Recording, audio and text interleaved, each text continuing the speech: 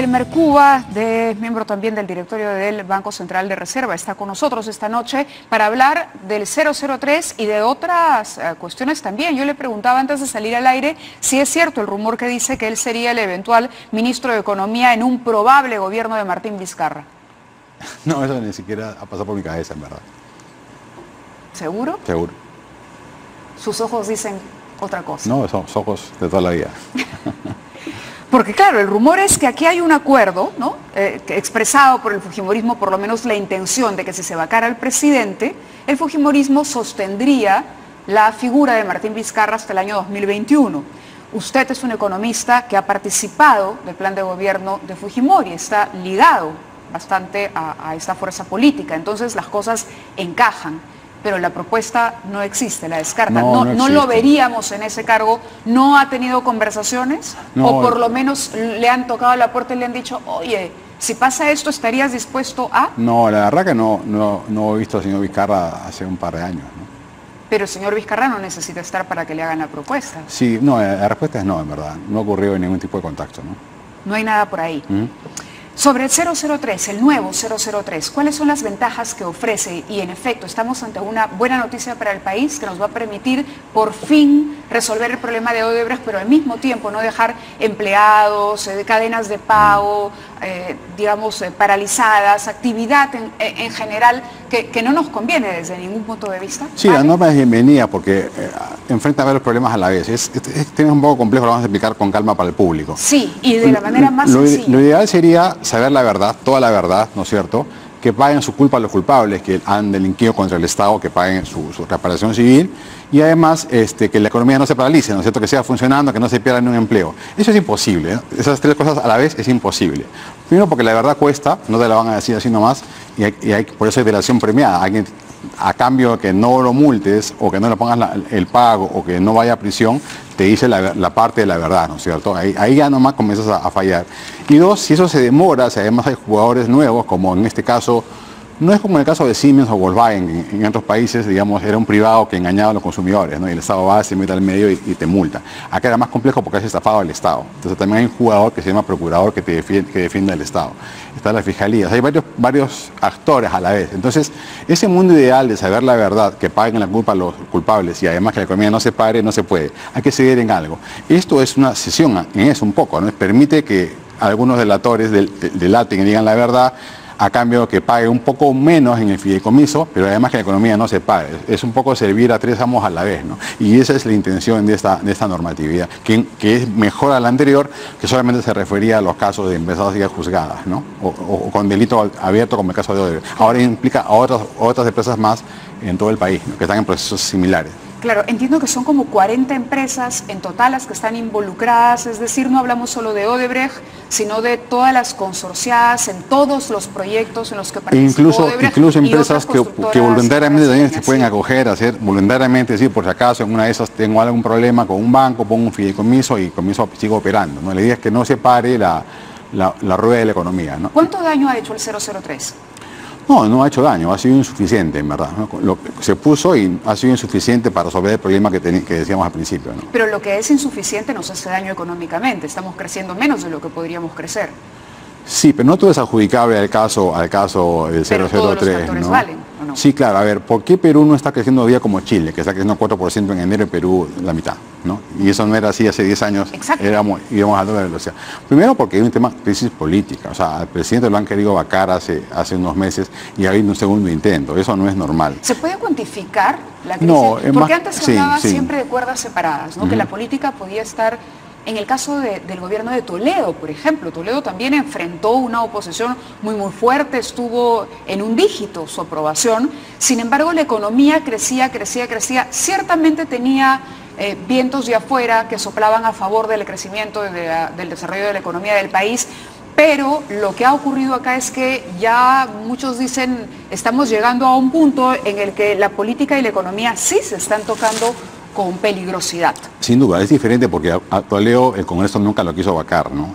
Y no tenía las votos para hacerlo. El solo pedido de vacancia ya implica, tiene una repercusión directa. Y haber ido a votar, ¿no? Además, ¿no? Eso además que el gobierno mismo, con sus propios errores, que son varios también, comenzó a trastabillar. Por ejemplo, hizo un ajuste fiscal al inicio, donde nadie pensaba que iba a hacer un ajuste fiscal, lo hizo, ¿no? Y trastabilló. Y tuvo también mala suerte con lo del niño costero del verano pasado, y en general problemas más o menos importantes de acelerar la inversión pública. Ahora bien, al margen de la crisis política que tiene un efecto en las expectativas que se miden, que ha complicado la recuperación rápida de inversión privada. La inversión privada sigue negativa, la privada no minera. La minera viene muy fuerte y está en buena hora evolucionando, reflejo de los precios internacionales. Claro. Pero la inversión privada no minera todavía está en dígitos negativos. ¿Y eso es efecto de la desconfianza directamente de la crisis política, directamente.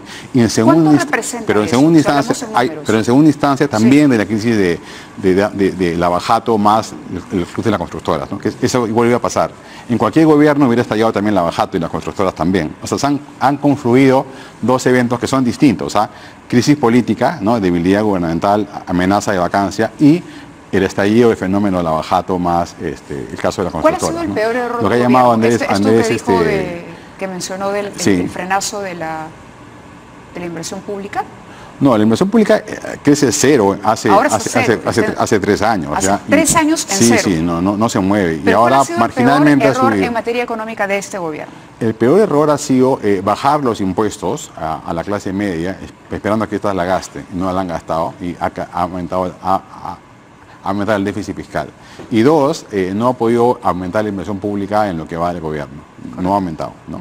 Bueno, tengo unas declaraciones suyas acerca justamente de la posibilidad de una vacancia, pero con eso voy a regresar después de la pausa. Vamos a la pausa y volvemos.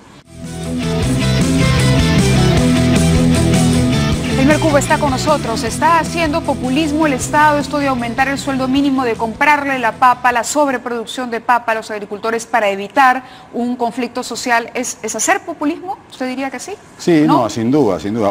El Estado sí puede ayudar a los más pobres ante un evento climático. Y los paperos, de hecho, sea de paso, son pobres y ha habido un evento climático. Los puede ayudar, pero de ahí a comprarles papa es otra historia, ¿no? El aumento del salario mínimo. ¿Es también una alternativa populista? Sí, porque aumentar el salario suena muy bien a todo el mundo que no gane el salario mínimo. Pero los que ganan por debajo, que son informales y que quieren formalizarse, cuando subes el mínimo se aleja la formalidad. El salario mínimo es la frontera de la formalidad. Cuando lo subes mucho, esos trabajadores que están cerca de ser formales, se les aleja, se les va por... ¿no? Y van a hacer 6 meses más, un año más, ahora se va para... Por el costo que suponen para la empresa. Claro, que usualmente esa empresa formal, pequeña, fuera de Lima, intensiva en gente, en servicios, es la que más sufre con el mínimo y no está presente en el Consejo del Trabajo, ¿no? Pero funciona para el público. Funciona para el público. De hecho, ese paso del mínimo, ni siquiera es mínimo, es la mediana. O sea, el mínimo es el promedio de los ingresos de los peruanos. ¿Se habla de 1.500 o sea, cuando lo soles? Subes, ¿Que podría llegar a 1.500 soles? No. ¿O eso sí sería desastroso? Eso sería la mejor manera de duplicar la informalidad en un día. La mejor manera de duplicar ¿A cuánto podría llegar sin que ponga en riesgo las finanzas el mínimo ya es alto, como te decía, no es mínimo. El mínimo ya es el promedio de todos los salarios de los peruanos en el mundo urbano. No es mínimo, hace rato que no es mínimo. Su nivel es muy alto. Mucha discusión se ha ido por el lado de cómo lo subimos, ¿no? Cómo lo indexamos. Lo indexamos a la productividad, a la inflación. Pero esa es una segunda discusión. La primera discusión es si el nivel que tiene hoy día es muy alto. Y claramente es muy alto para el sector formal, intensivo en servicios, en mano de obra fuera de Lima. Y es el sector que está en la frontera, como te digo, de la formalidad. A esa la revienta, ¿no? ¿Es por la crisis política que el Perú no va a llegar a crecer? Bueno, veía también los pronósticos, y los pronósticos empezaron en 4, luego fueron 3.7, ahora 3.5, y vamos cada vez retrocediendo en lo que viene para 2018, que empezó como un año con expectativa, ¿no? Recuerdo el cambio de gabinete, el discurso del presidente el año pasado, entendimos lo del fenómeno del niño. ¿De qué depende superar? ¿Se puede hacer algo para corregir ese crecimiento y llevarlo a los niveles deseados? ¿O estamos condenados a tener un año más y aguantar y soportar lo que viene? No, a ver, este año con 3,5 va a ser mejor que el año pasado, que cerró en 2,5, o sea, es un punto más de crecimiento. ¿Pero vamos a llegar a 3,5? Por ahora sí, sí. Deberíamos sin problemas llegar a 3,5, ¿no? Tendría que rebotar la inversión privada y pública, y este decreto que estamos hablando hace un momento va a ayudar para que eso ocurra, ¿no? Decreto que ha sustituido el 003. Sí, va a ayudar a que eso fluya mejor. ¿En cuánto? ¿Se puede traducir en cifras eso? ¿Se puede medir, por ejemplo, cuánto es lo que la corrupción afecta al PBI? No con tanta precisión para un trimestre, ¿no? Es algo más complejo que eso. Pero era un factor importante que estaba inhibiendo la recuperación. Ahora, digamos, ya, con eso por lo menos tenemos... Eso sí, pero falta ahora resolver el tema político, ¿no? La crisis política que está... Ya, y sobre eso iba una de mis últimas preguntas. Estaba leyendo declaraciones suyas a finales del año pasado, esto es el 31 de diciembre de 2017. 31 de diciembre ya se había producido el debate de la vacancia presidencial. Y le preguntan, ¿qué otros factores podrían poner en riesgo el crecimiento de la economía en 2018? Y usted responde textualmente, si hubiesen vacado al presidente y hubiese asumido Vizcarra con apoyo del Congreso, no tendríamos efectos en la economía. Lo contrario sucedería si hay elecciones porque pierdes 12 meses de incertidumbre, donde no sabes quién va a ganar y entonces la inversión privada y pública se retrae. No estamos en ese escenario. Ahorita lo que ha ocurrido es que la parte política es el factor de riesgo para la evolución de la economía peruana en este año. Todos los factores externos y domésticos fuera de la política apuntan a una fuerte recuperación y si esta se sostiene, pronto el empleo le va a seguir. La incertidumbre máxima de una caída del presidente y las elecciones anticipadas. La figura del presidente Kuczynski ¿es un factor que atente contra la economía del país? No, la figura no. El hecho de ir a elecciones sí. Y el hecho de una vacancia siempre haber una incertidumbre. La situación en la que se encuentra el presidente hoy, digamos, es sometido a una serie de debates, de cuestionamientos, ¿esto tiene una repercusión? Sí, sin duda la tiene y se refleja en qué, en las expectativas del sector privado. ¿Mejoraría la economía con Vizcarra? No sé si mejoraría o no, pero hoy día, si no cambia nada, las expectativas están estabilizadas y estamos hablando de un crecimiento bastante bajo. No crisis, no es que el Perú se va a estancar o va a crecer cero o negativo, eso no es así. Si el presidente renunciara y dejara a Martín Vizcarra en el gobierno, renunciara porque, en un gesto de desprendimiento él dice, está bien, me voy a someter a las investigaciones, finalmente hay muchas sombras sobre mi gestión, sobre el trabajo que ejercí en el sector público y el privado. Renuncio, pongo a Vizcarra, ¿el panorama económico mejoraría? No necesariamente, dejamos algo que está negativo por una sorpresa. Vamos a estar en manos de una persona, no sabemos con quién se va a rodear. Pero con el apoyo del Congreso, como usted dijo, parecía que sí. Seguramente que sí, porque el Congreso además acabaría muy debilitado. Vacar un presidente no es fácil. ¿Qué más un poco? Por eso la renuncia sería lo mejor para la economía del país. Tu creditaje, como en los juegos electrónicos, baja tu crédito, ¿no? Te queda poca vida. Ajá. Entonces, claro, un Congreso tendría que colaborar con un vicepresidente, de todas maneras. Y ese sería el mejor escenario. Ese factor nomás ya es positivo, ¿no? No es el actual. Muy bien, muy bien. Muchas gracias por haber estado con nosotros. Le agradezco su presencia y lo invitamos para una próxima, porque vamos a seguir hablando de estos y muchos temas más.